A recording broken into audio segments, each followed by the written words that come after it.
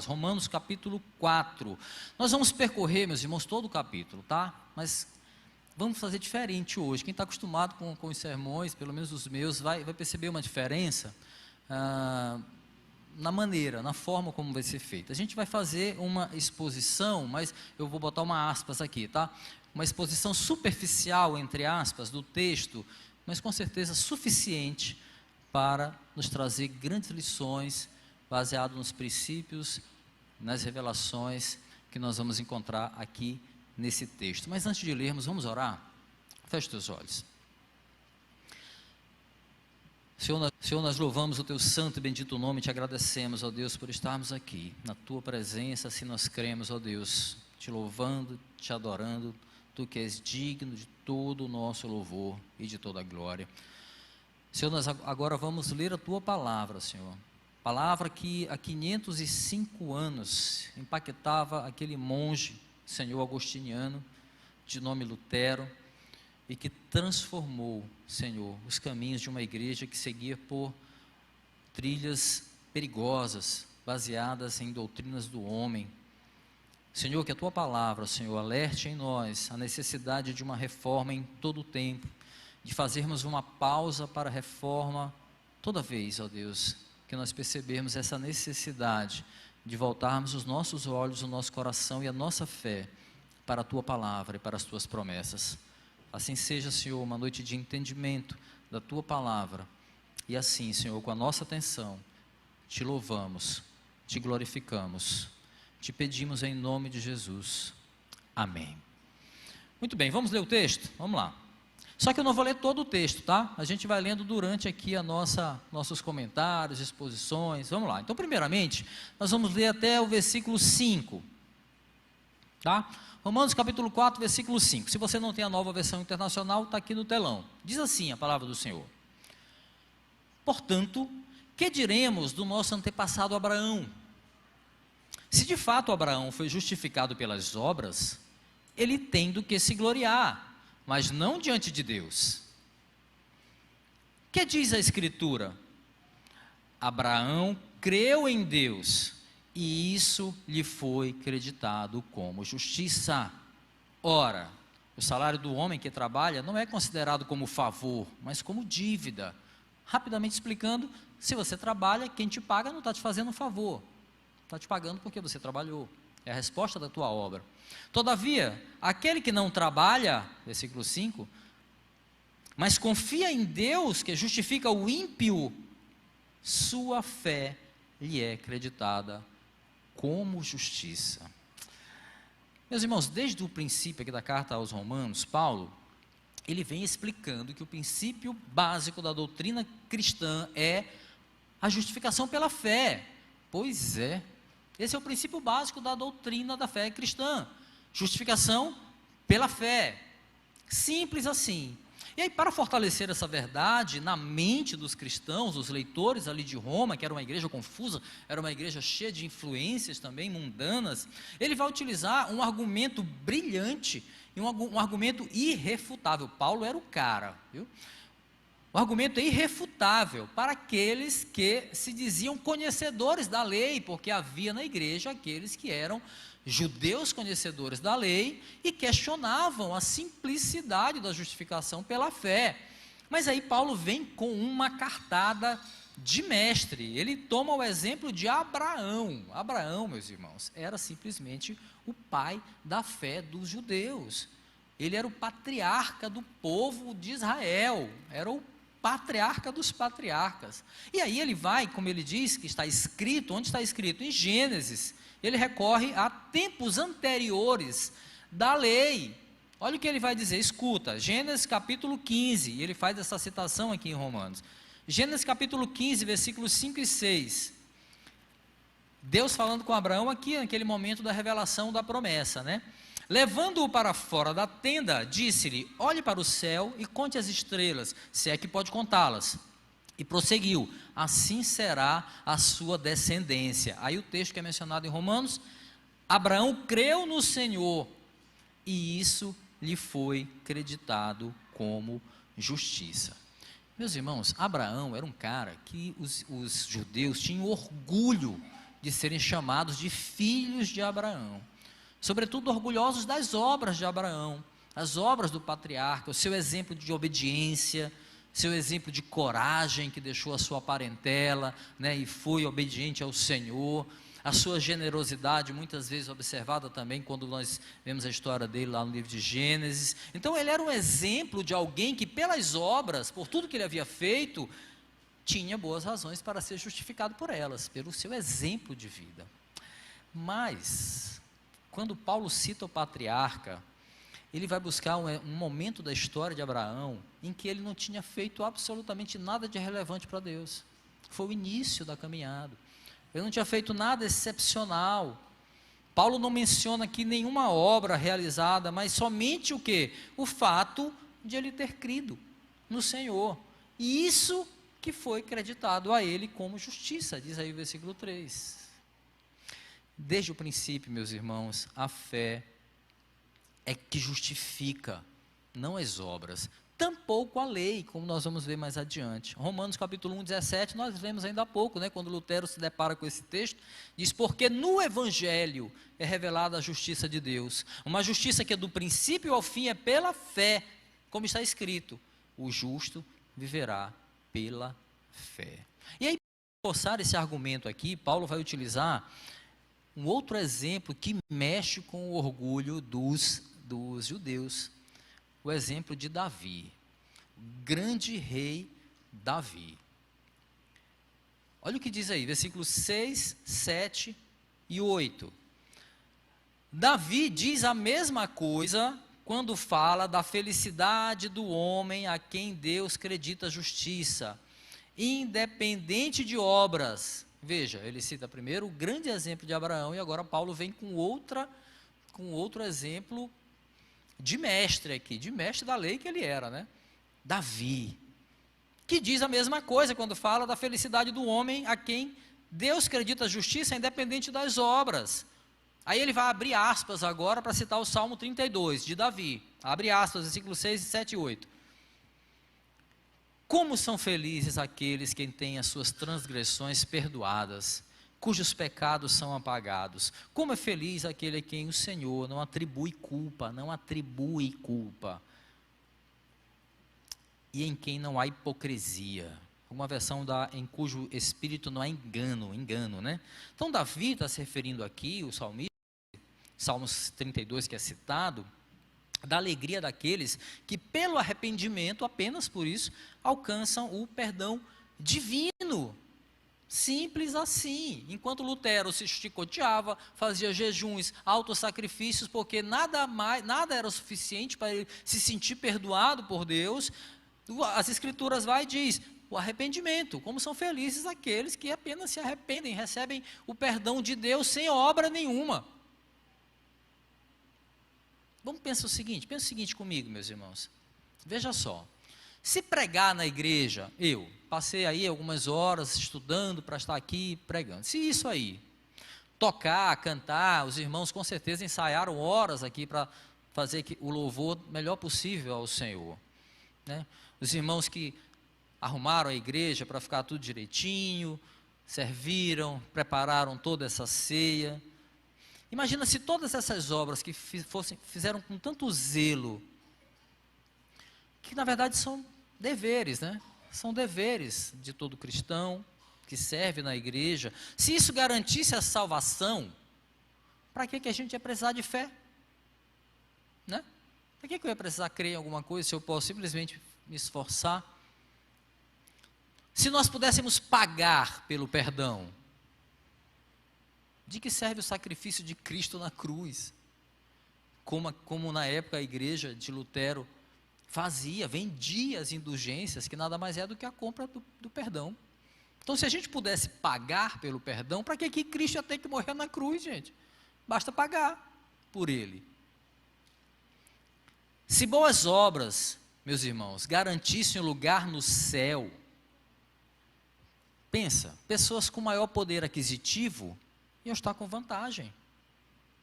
Como assim, pastor? Ora, existem bilionários que investem e doam milhões e milhões de dólares para instituições de caridade, talvez achando que por estarem fazendo o bem, eles possam então garantir ali um lugarzinho no céu, né, de destaque, né?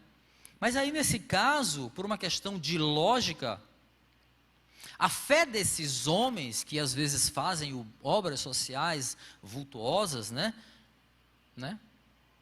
A fé deles estaria no mérito que eles julgam ter, simplesmente naquilo que eles estão fazendo. A caridade, o fazer o bem é o que os justifica, é o que os garante no céu. Acontece que as Escrituras são muito claras. A Bíblia é muito clara ao dizer, escuta, Romanos 3, versículos 10 ao 12, vai anotando, só escuta, como está escrito, onde? No Salmo, tá? Salmos 14, de 1 a 4, como está escrito, não há nenhum justo, nenhum sequer, não há ninguém que entenda, ninguém que busque a Deus, todos se desviaram, tornaram-se juntamente inúteis, não há ninguém que faça o bem, não há nenhum sequer. Ou seja, meus irmãos, por mais que nós façamos maior quantidade de bem possível a um pecador, como nós somos, nós um dia seremos traídos pela nossa natureza caída.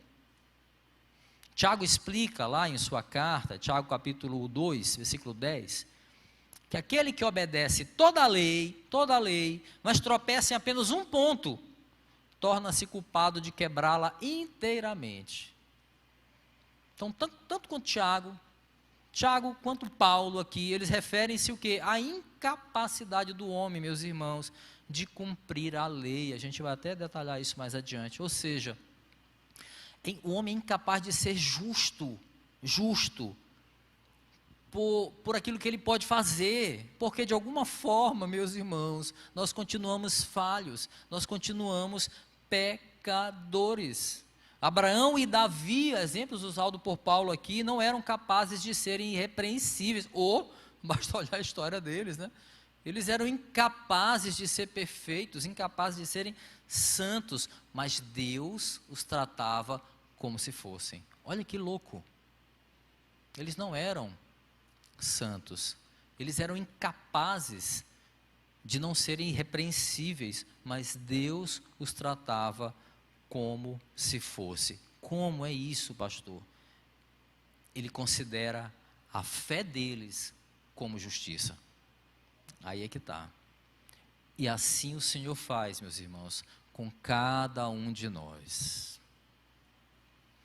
Aqueles a quem Ele chama, aqueles a quem Ele mesmo capacita a crer no Evangelho.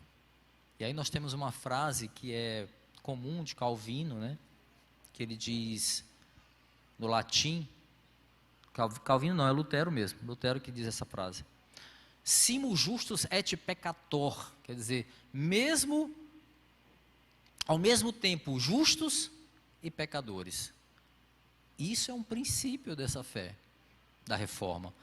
E um outro ponto importante aqui, meus irmãos, para nós refletirmos é, se nós precisamos de obras, mais uma vez eu repito, para merecer a salvação, isso significaria que o sacrifício de Jesus na cruz, ele não foi suficiente. Ou seja, nós precisamos dar uma complementada nisso. Jesus morreu na cruz, ok, se sacrificou, mas não é suficiente. Eu preciso fazer algo mais, e esse era o grande dilema daqueles homens da lei naquela época, né, dos judaizantes. Eles não acreditavam que era simples assim. Não, tem que circuncidar, tem que cumprir a lei, tem que fazer isso, tem que fazer aquilo. Não, só o sacrifício de Jesus não foi suficiente. Mas às vezes nós agimos assim ainda hoje.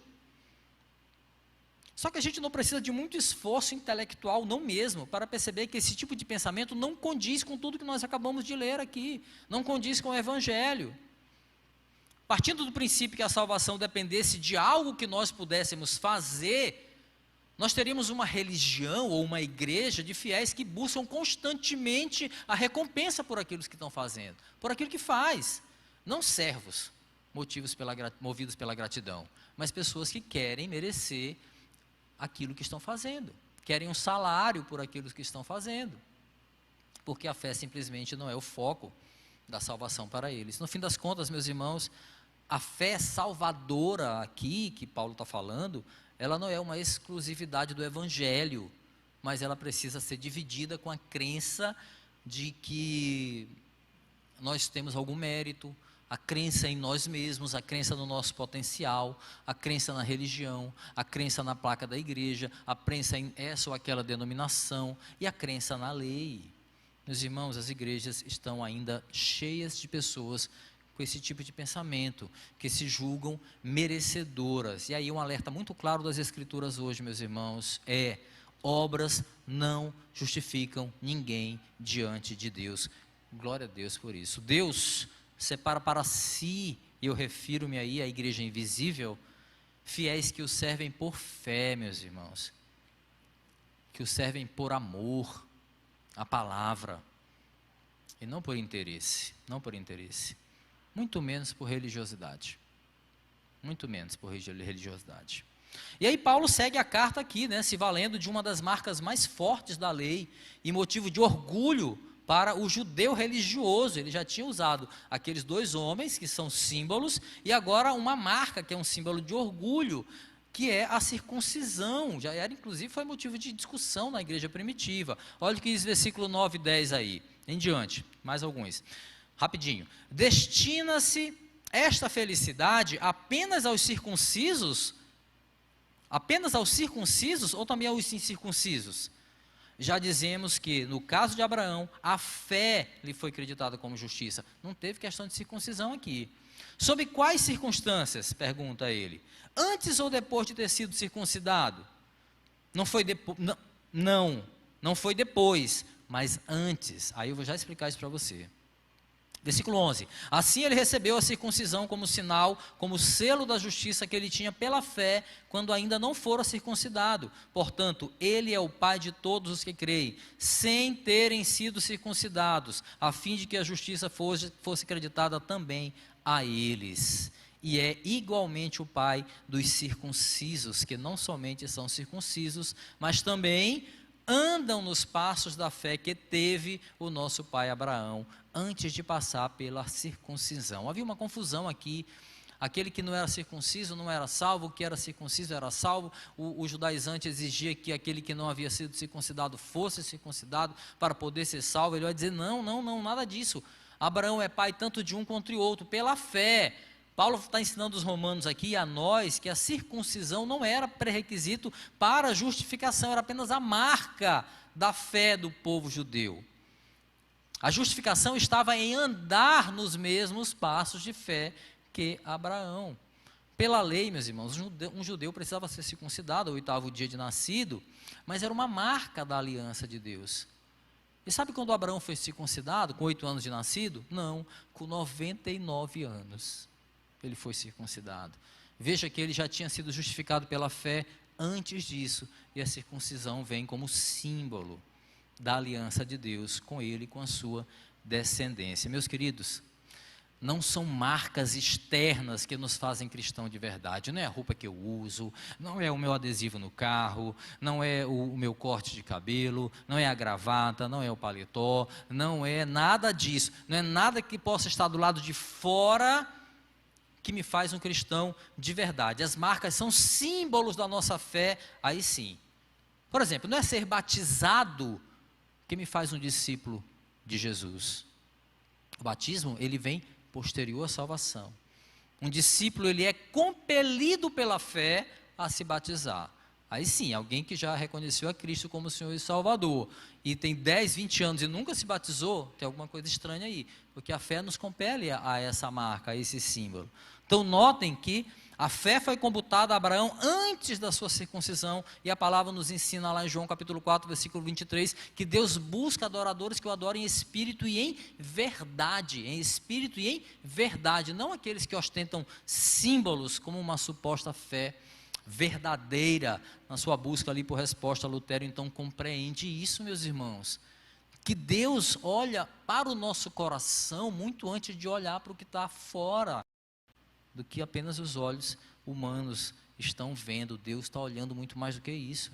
E adiante Paulo vai frisar que a fé salvadora não tem relação com a obediência da lei, que é muito importante. Paulo era brilhante aí. Ele vai explicar que não foi também por meio da lei. Então veja, ele usa os patriarcas, o rei Davi, a circuncisão, e agora ele vem falar da lei, para dizer que não foi obedecer à lei que tornou Abraão um herdeiro do mundo, como diz o texto aí, no versículo 13, 14, 15. Ele diz, não foi mediante a lei que Abraão e sua descendência receberam a promessa de que ele seria o herdeiro do mundo, mas mediante a justiça que vem da fé. Pois se os que vivem pela lei são herdeiros, a fé não tem valor, e a promessa é inútil. Já falamos disso aqui. Porque a lei produz a ira, e onde não há lei, não há transgressão. Gente, é importante frisar aqui, Paulo está dizendo isso para os seus leitores, que a lei fora dada a Deus por Moisés, meus irmãos, pois é, cerca de meio século depois que Abraão viveu. Como é que ele ia cumprir a lei que nem existia? Veja como Paulo é preciso, né? Então, como foi isso? Qual era o selo que estava em Abraão, então? A fé. A fé em quê? Na promessa de Deus, como vemos no texto. O texto é autoexplicativo aqui, ó. Pois, se os que vivem pela lei são herdeiros, a fé não tem valor, e a promessa é inútil. Se obedecer às regras fosse o suficiente aqui, nós poderíamos então fazer isso mecanicamente. Eu simplesmente sigo as regras. Eu não precisava de fé. É isso que ele está dizendo. E ninguém é capaz de obedecer à lei. Ninguém é capaz. Porque não há nenhum justo sequer, já falamos ali. E a lei, meus irmãos, ela vai muito além daquilo que está aparente. A lei tem sim uma série de normas que podem ser vistas, mas a lei do Senhor fala também de honra. A lei fala de amor. A lei fala de perdão. São coisas que estão ocultas aos olhos dos homens. E aí, nesse ponto, meus irmãos, nós tropeçaríamos feio e tropeçamos feio na lei. A lei do Senhor existe para expor os nossos pecados, mas também a nossa incapacidade de nos escondermos da ira ou da justiça de Deus. Ou seja, a lei jamais nos tornaria herdeiros, e esse herdeiros aqui é um símbolo de salvação, né? De salvos, porque nós somos transgressores naturais da lei, meus irmãos. Nós somos salvos ou herdeiros porque nós confiamos no cumprimento das promessas que nós recebemos de Deus em Cristo Jesus. Por isso nós somos herdeiros. No versículo seguinte, Paulo só reforça isso. A justificação não é pela lei, é pela fé. Versículo 16 fala, portanto a promessa vem pela fé, para que seja de acordo com a graça, e seja assim garantida a toda a descendência de Abraão, não apenas aos que estão sob o regime da lei, mas também aos que têm fé. Agora é o ponto, tem a fé que Abraão teve, ele é o pai de todos nós. Ih, pastor, peraí, é preciso ter a fé que Abraão teve para ser justificado? Aí complicou. A gente está falando de Abraão aqui, meus irmãos. Abraão foi aquele cara que deixou a sua parentela para servir e obedecer a Deus, tudo para trás. Abraão é aquele cara que levou o seu filho para ser sacrificado ali num altar, sem saber o que Deus iria fazer. É esse tipo de fé que a gente está falando aqui. Era um homem que tinha uma esposa de 90 anos, ele com 100, uma esposa infértil, e Deus estava dizendo que ele ia ser pai de uma grande multidão, e era aquele cara, conhecido como o pai da fé, o pai do povo de Israel. É uma fé como esse cara aí que eu preciso ter. Vamos entender, meus irmãos, um pouco mais sobre a fé de Abraão. Olha o que diz o texto aí, ó, ali em diante. Olha, texto explicando, como está escrito, eu o constituí pai de muitas nações. Ele é o nosso pai aos olhos de Deus em quem creu. O Deus que dá vida aos mortos e chama a existência coisas que não existem, como se existissem. Abraão, contra toda esperança, em esperança creu, tornando-se assim pai de muitas nações, como foi dito a seu respeito. Assim será a sua descendência. Sem se enfraquecer na fé, reconheceu que o seu corpo já estava sem vitalidade, pois já contava com cerca de 100 anos de idade, e que também o ventre de Sara já estava sem vitalidade. Saiu. Oi? Ah, é? Tá. Então, continua aí na tua Bíblia, a partir do versículo 20. Capítulo 4, versículo 20. Capítulo 4, versículo 20. Mesmo assim, não duvidou, nem foi incrédulo em relação à promessa de Deus, mas foi fortalecido em sua fé e deu glória a Deus, estando plenamente convencido de que ele era poderoso para cumprir o que havia prometido. Em consequência, isso lhe foi também creditado como justiça. Olha só, crer contra a esperança, né? Parece contrassenso, não é não? Um dos conceitos mais conhecidos de fé, está lá em Hebreus capítulo 11, versículo 1, diz que a fé é a convicção, a certeza daquilo que se espera e a prova daquilo que não vemos. Não é isso? Então, à primeira vista, quando nós vemos esse texto aqui de Hebreus, parece indicar que a nossa fé tem relação com a esperança de alguma coisa que ainda vai acontecer. Mas será que para ter a fé de Abraão, eu preciso matar a esperança no meu coração? Porque aqui está dizendo que ele creu contra a esperança.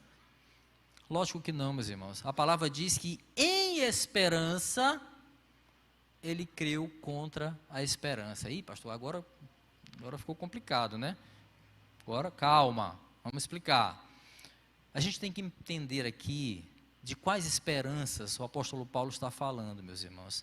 Para melhor compreender assim essa situação, melhor que a gente olhe rapidinho para a gente mesmo, para nós mesmos, tá? Nós somos habitantes de um mundo que nos convence a todo momento a crer naquilo que nós podemos ver, né?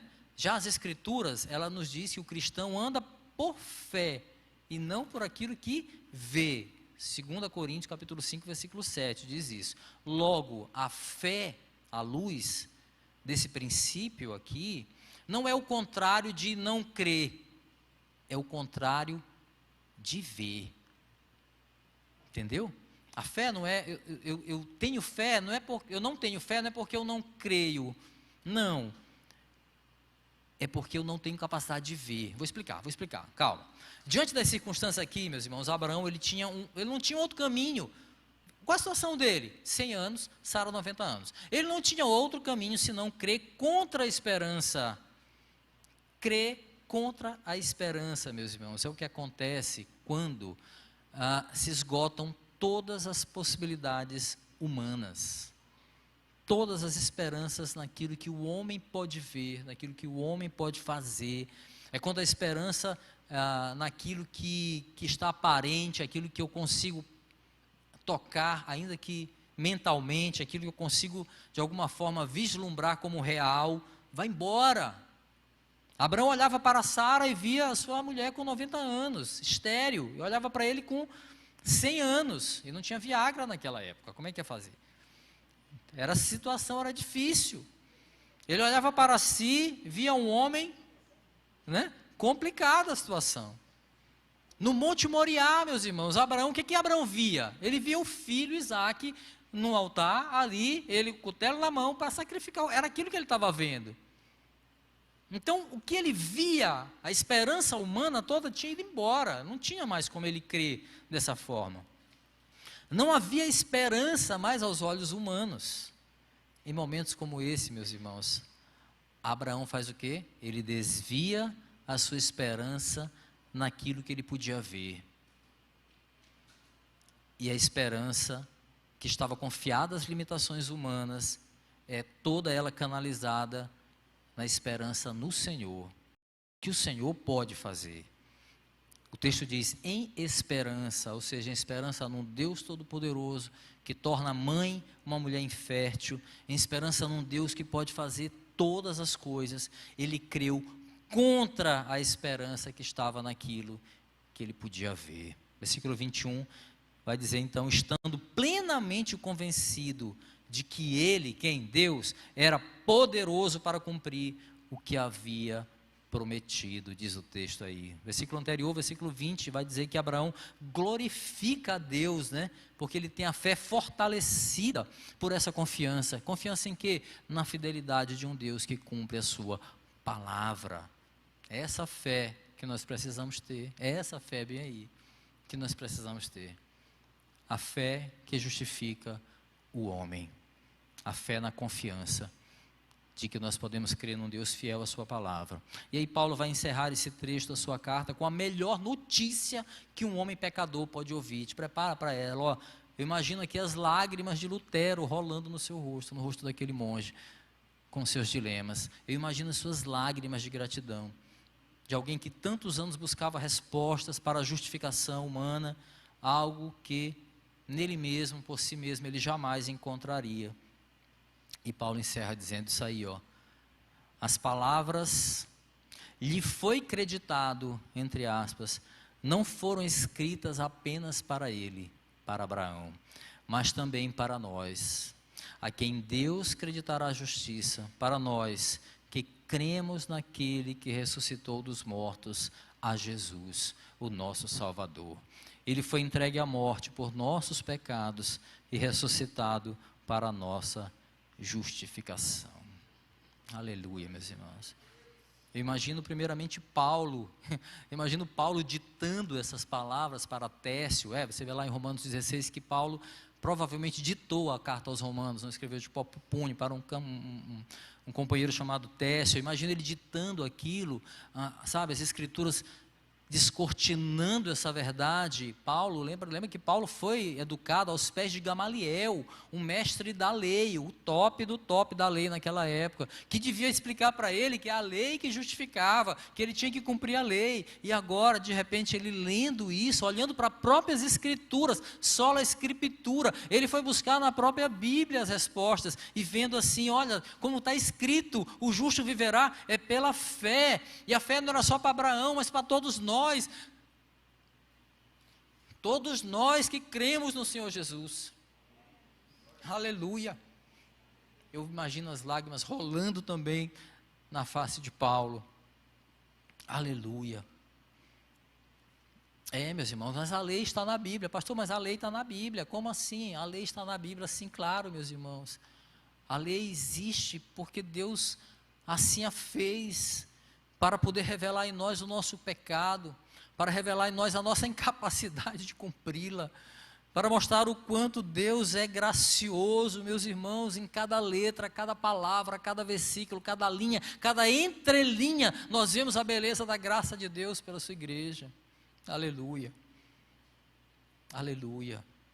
E agora imagina Lutero, meu irmão, pensa, minha irmã, impactado por essa verdade.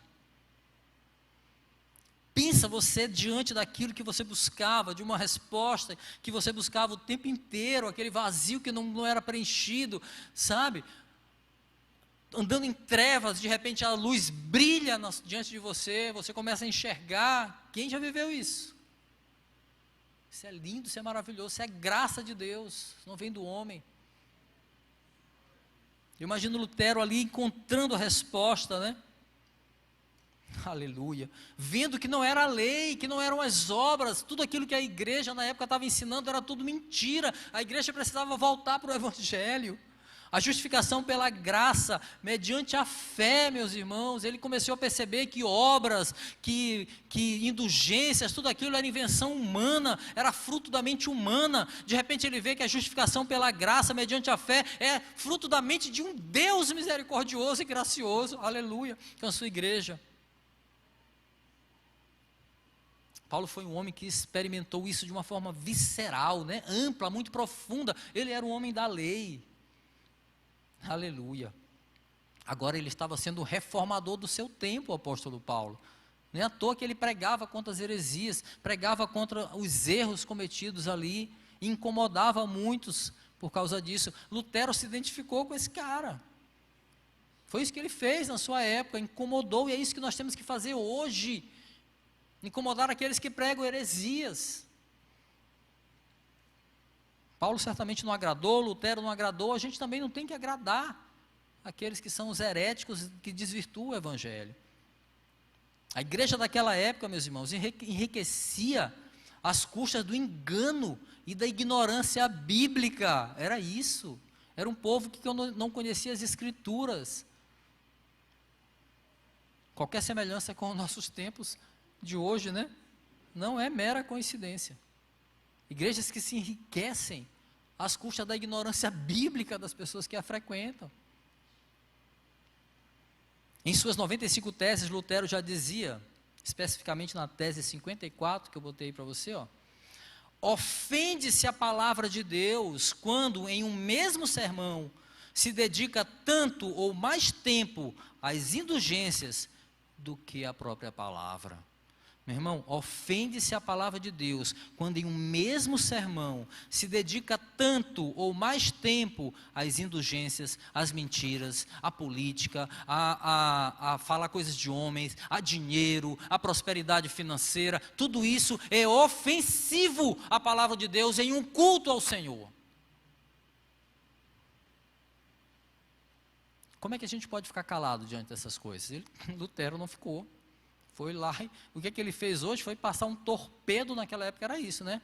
Passou para todos os seguidores dele nas redes sociais, em outras palavras, ele foi lá no castelo e ó, pregou. Não foi nada de escandaloso que ele fez, era normal isso, alguém queria dizer alguma coisa importante, pregava lá na porta do castelo, e ali estavam as suas teses. Meus irmãos, e aí a gente vê isso hoje. Olha a outra tese, 62, ó.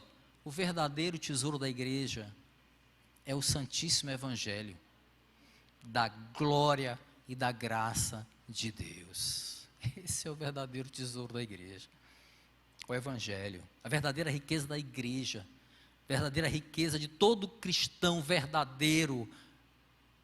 Já recebeu essa riqueza, é a salvação em Cristo Jesus, a graça alcançada, né, que alcança a igreja, essa graça que não faz acepção de pessoas.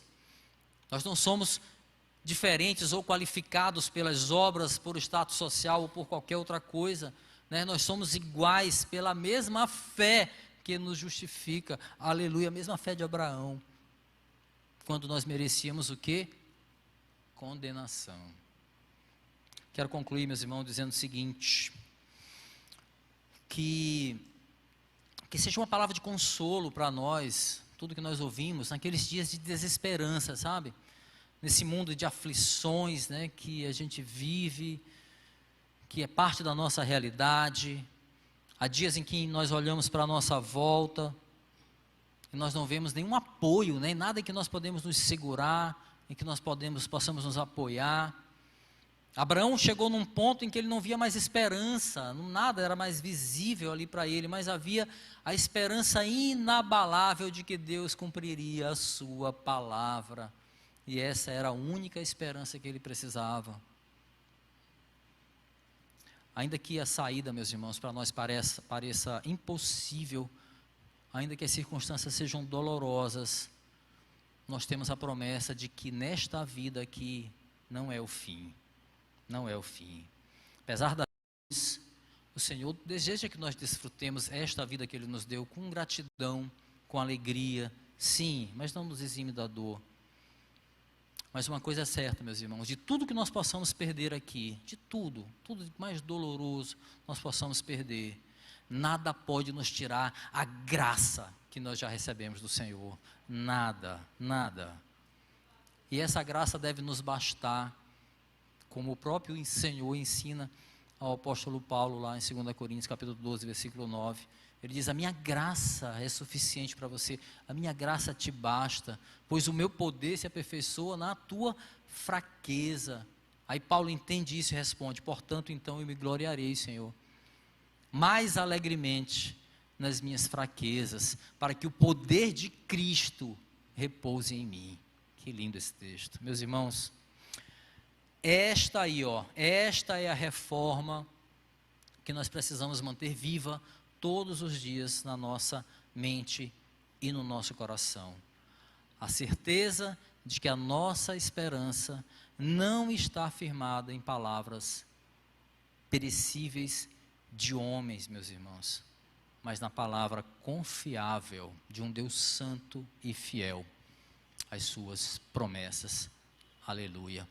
Meus irmãos, na nossa caminhada nós devemos fazer rotineiras pausas assim para a reforma, a fim de nós revisitarmos, né, as bases do Evangelho, a fim de nós voltarmos para o Evangelho, checarmos se os nossos passos estão condizentes com as Escrituras, se os nossos passos continuam de acordo com o propósito para o qual o Senhor levantou esta igreja.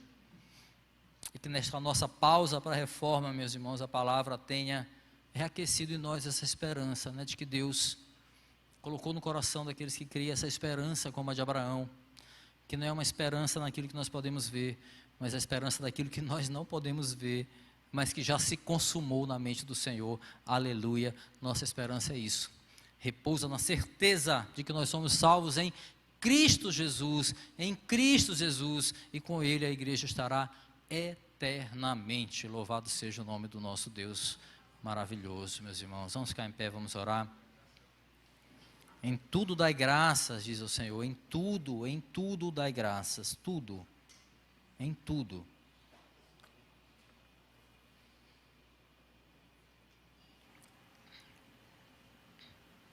Senhor, louvamos o Teu nome pela Tua palavra, Senhor, te pedimos perdão porque tantas vezes negligenciamos, ó Deus, a nossa confiança em Ti, na Tua fidelidade.